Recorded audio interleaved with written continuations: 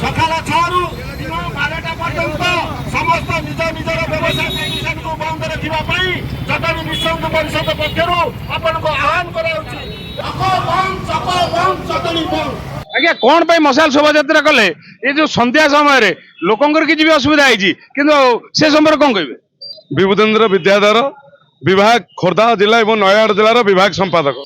ना ये जो शिव मंदिर पाखे जो मद दुकान खोलिया सरकार गाइडलाइन अनुसार 300 मीटर भितर कौन धर्मानुष्ठान कि कौन शिक्षानुष्ठान भितर मद दुकान खोलिया कथा नुहे। आमको दुख लगुच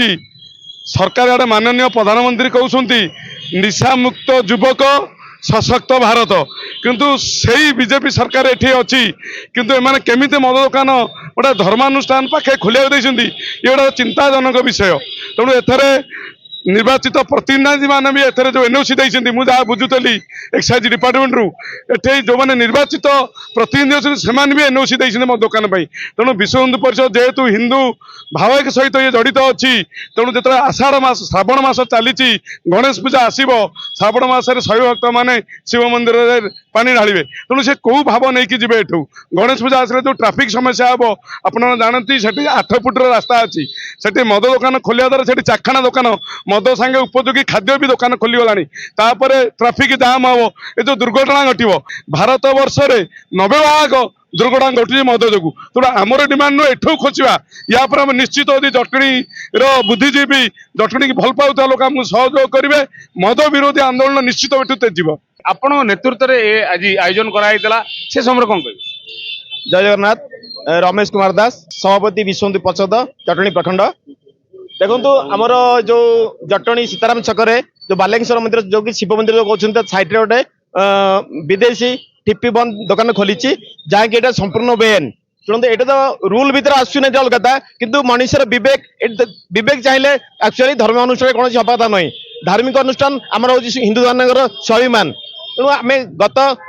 13/7 आम कलेक्टर को दाबीपत्र देलु से दाबीपत्र देवापर 2 दिन कर बंद करते पुनर्बार खोली तेणु से घोर विरोध करुचु जिते जल्दी पाइबे ये स्थानांतरित करूँ काली से आम 6 घंटिया बंद डाकरा रही जटणी की जदि यहाँ स्थानांतरित जल्दी करा न जाए पुनर्बार पुणी विश्व हिंदू परिषद केबे बर्दाश्त करिवो नहीं पुनर्बार पुणी आंदोलन को लेबो। ये जो शैवपीठ ये व्यक्तिगत मंदिर ये सामूहिक मंदिर नुह आज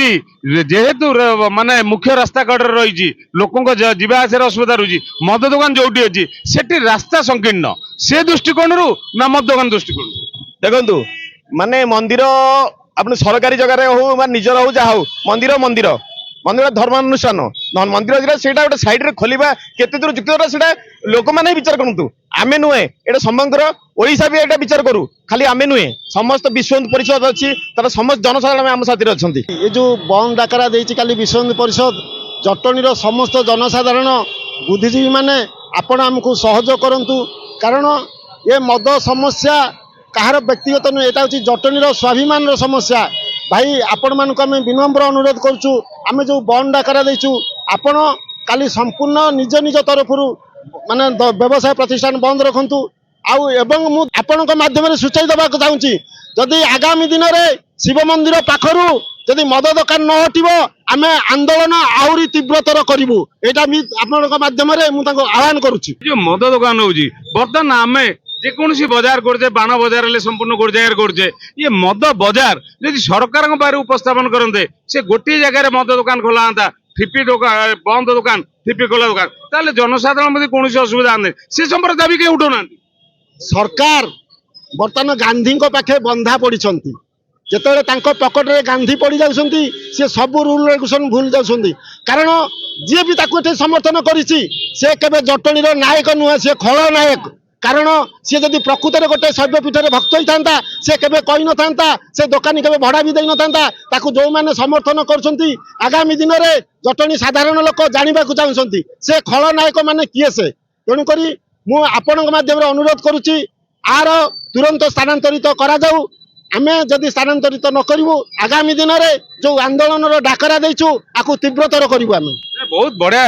सूचना देले जेहेतु जनसाधारण कथा को आपण रखिले किंतु जो खलनायक आपण ये लड़े एत बाट आसिले ए खलनायक मान ना टे कहबेनी ना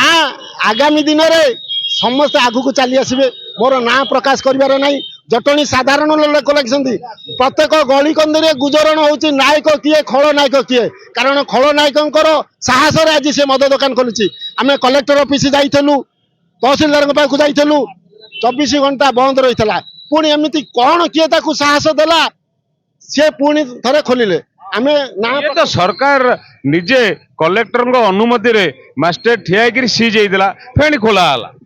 ଭାଇ ଶାସକ ପ୍ରଶାସନ ଯଦି ଏକାଠି ହେଇଯିବେ ଆମେ କରିବୁ କଣ? ଆମେ ତ ସାଧାରଣ ଲୋକ। ଆଜ୍ଞା ମଦ ଦୋକାନ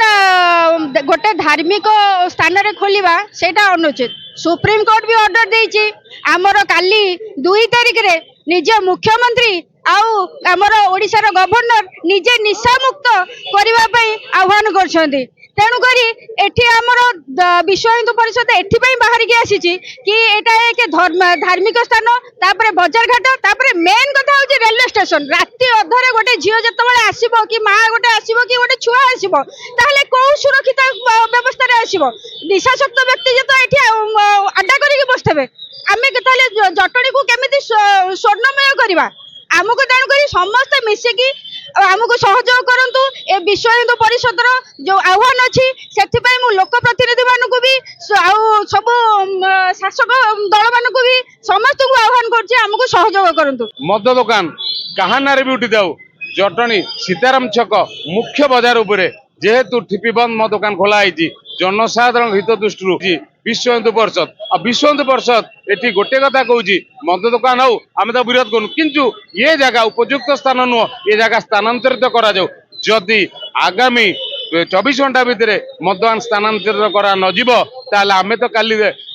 ବଜାର ବନ୍ଦ କରିବୁ 6 ଘଣ୍ଟିଆ, ତାପରେ ଆଗାମୀ ଦିନରେ ତୀବ୍ରତର କରିବୁ ଏ ଲଢେଇକି ନେଇ।